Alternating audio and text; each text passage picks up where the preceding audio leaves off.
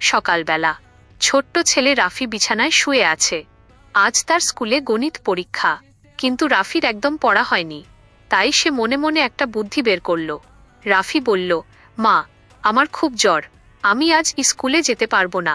মা এসে তার কপালে হাত দিলেন, কিন্তু কপাল তো একদম ঠান্ডা। মা একটু হেসে বললেন, তাহলে তুমি বিশ্রাম নাও, আমি স্কুলে ফোন করে দিচ্ছি।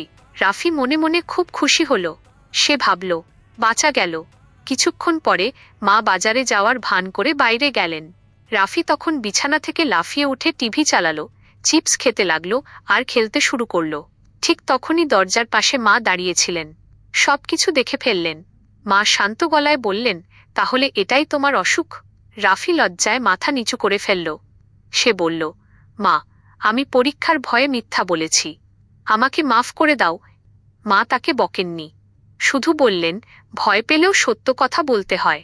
মিথ্যা বললে একদিন সবাই বিশ্বাস করা বন্ধ করে দেয়। রাফি নিজের ভুল বুঝতে পারল। পরের দিন সে ভালো করে পড়াশোনা করে সাহস নিয়ে স্কুলে গেল।